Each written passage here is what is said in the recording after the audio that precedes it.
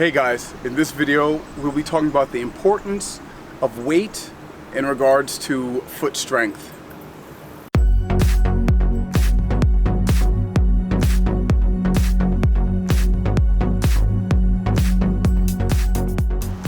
You see, pronation has happened not because of just inactivity of the foot muscles being in casts that were supporting a non-functional foot position, but because some of us have a lot of weight bearing down onto a small area, a small footprint, pun intended, and that is what is causing a lot of the exaggerated pronation. Not just the fact that the muscles are inactive, but the fact that we have a lot of weight bearing on inactive muscles.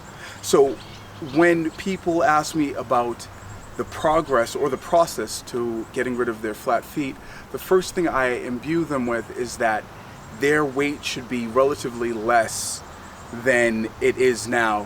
For most people, if you find that your BMI results show that you are in excess and that you should lose weight, please take that into consideration. No matter how much you try and build up your feet to fight against that extra weight that you have, that it will be a slower progress or process than if you had lost weight while concurrently strengthening your feet.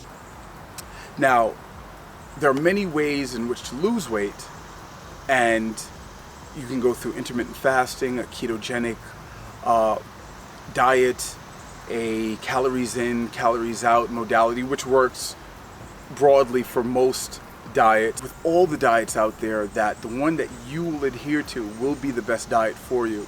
So do your due diligence, try and research which modalities are available and which ones work for you. It may be to restrict the types of foods, it may be to restrict the timing of day or how long of a window you eat.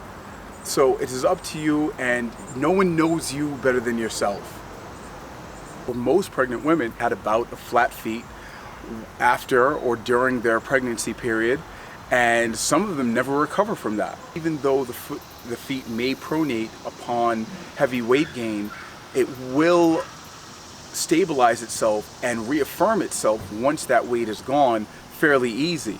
As long as you knew what it felt like to have mobile feet and strong feet before, it's easy for you to develop that strength again, especially once you take off the weight that you had gained during the birth period. So for them, it's a lot easier to kind of get that strength back because they know what it felt like. Now, for those who have never had the feeling of strong feet and have been pronated for the majority of their life, it is not as simple. If my feet are already weak, if I have heavy pronation, adding a weight like this will not exacerbate that position. But what if I were to put 225 pounds on my back for a squat? Would I then collapse? Indeed, if my feet weren't strong enough, I would. And with that in mind, you have to understand that if you have not gained any of the strength needed from your feet by doing the exercises that I've shown you, that it may be that your body weight is too high to allow for the progression. Listen, losing excess pounds is not only good for your feet, it's good for your body overall. Imagine all that you can accomplish physically once you lose a few pounds. So please take on the challenge, and I'll be focusing more on that specific activity on this channel, because this is the key or the cornerstone in getting your whole body back together. And with your body goes your mind. So if you're over 30% body fat, try first to lose that weight through steady state cardio, high intensity interval training, and once you get down to around that region, 20% body fat, then you can start to implement these exercises and these techniques. The mobility videos that I've shown you can be done at any time, but the foot strengthening exercises, they need for you to alleviate them of unnecessary pounds so that they can get into their position a lot easier. The founder of CrossFit, Greg Glassman, was asked, how do you get someone to do more pull-ups?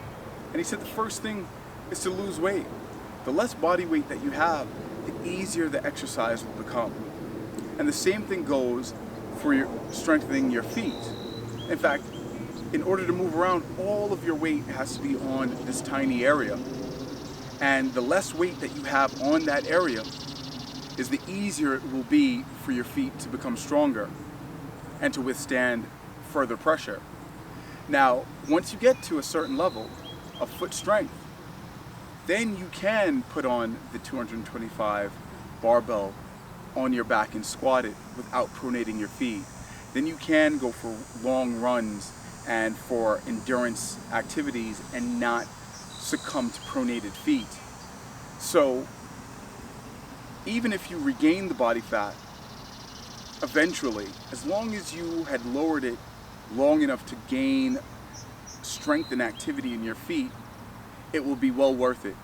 So please consider this tip, probably the most important tip towards strengthening your feet. Thanks for watching.